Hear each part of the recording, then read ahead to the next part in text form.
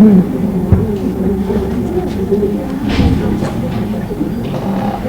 really didn't know who I was going to talk to. How many of you are music teachers or just classroom teachers? Are there any music teachers here? 1, 2, marvelous. Well, I aimed my talk to the classroom teachers, or just general public actually, and tried to omit technical information which may not be very pertinent today. We'll try to cover almost 2,000 years of history, musical history, in an hour and a half. And I may have to make some skips even in my own notes because there is so much to say. But overall, just a quick sketch. Up to the 4th century, Armenian religion was, we don't know what to call it, but it was non-Christian, pagan. And after 4th century, when the whole nation became Christian, they made an effort to preserve and record their language and music as well. So we have more information about music after the 4th century than earlier, but still I will tell you a little bit about the earlier music as well. After the 4th century, we see a parallel development of the Armenian folk song and the sacred music of the church. In the Middle Ages, the tradition of the musician preceding the 4th century reappeared in the form of another style, and at the end of the 19th century, the folk songs were transcribed and art song made its first appearance. Each one of these categories of vocal music, the popular, the sacred, folk, and the art, can be studied separately. There's vast amount of information on them, but and the contributors are many, each with his own characteristic imprint on Armenian music. In the interaction of the clergy and the intellectuals, the musicians and the literary people, the cultural and the political climate of the country, and the Armenian peasant, all these factors influenced the music, and it makes very interesting reading. There is material on it. Unfortunately, it's in Armenian, and most people have no access to it. So let me tell you a little bit of what I have found out in my own readings.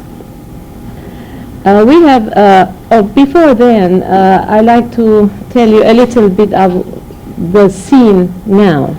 We have at present a profusion of Armenian songs printed in volumes and produced on records, performed on the concert stage, and at almost every Armenian social function.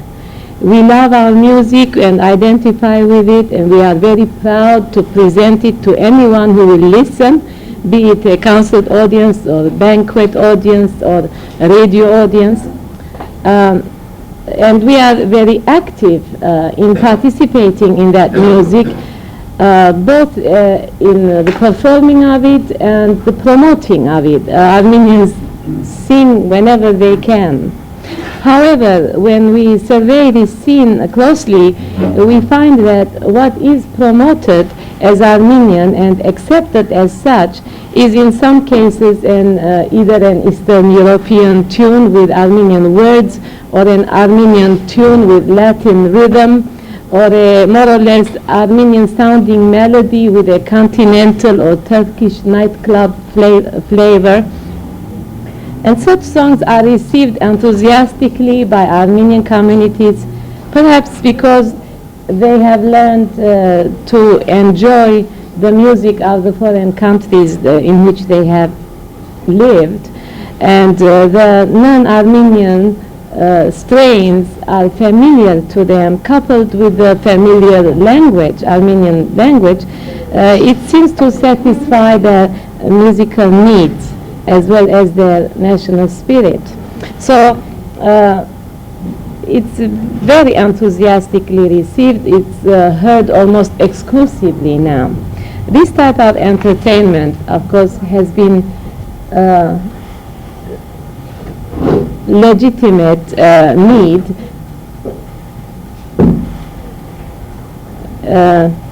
Somehow I'm a bit distracted. And popular music has coexisted with folk music and classical music through all the ages, in all the countries. In fact, the best of the popular music have become folk songs in time. The existence of popular song is not distressing at all, because fortunately, alongside this popular so-called Armenian song, there exists wealth of authentic Armenian songs, both old and new. And yet often what makes me unhappy about this confusion is that the prevalence of the popular song creates in the minds of many Armenians and Americans who have not heard our authentic music the misconception that that is all there is to Armenian music. They accept this commercialized product to represent all that we have ever had. Even if someone suspects that there is more to Armenian music than this commercial music they hear all around them, they don't have a chance to hear what the other one is. That is the authentic songs.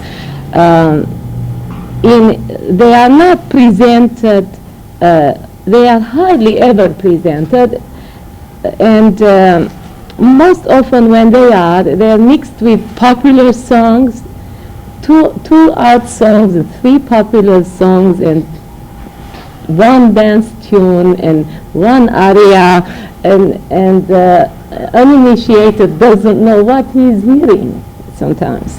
And they can mix in their minds the traditional song with the composed song, the sacred song with the minstrel song, which have similar characteristics sometimes.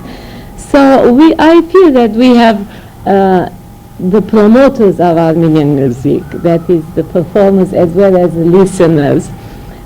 We have alienated ourselves as well as others and the new generation away from enjoying what is, I will define later on, Armenian music, and identifying with this rich tradition.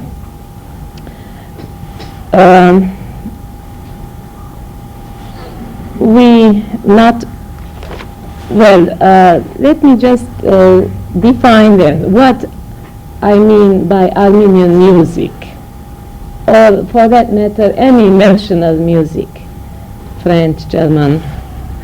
Certainly we're not referring to nationalism expressed in patriotic songs, nor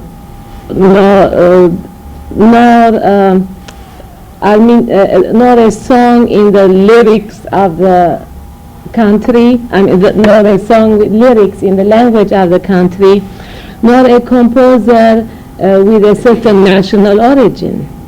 Rather, in talking about national music, I have in mind that unconscious, naive art found in simple tunes that a community of people bound together with language, environment, history, and common ideas have sung and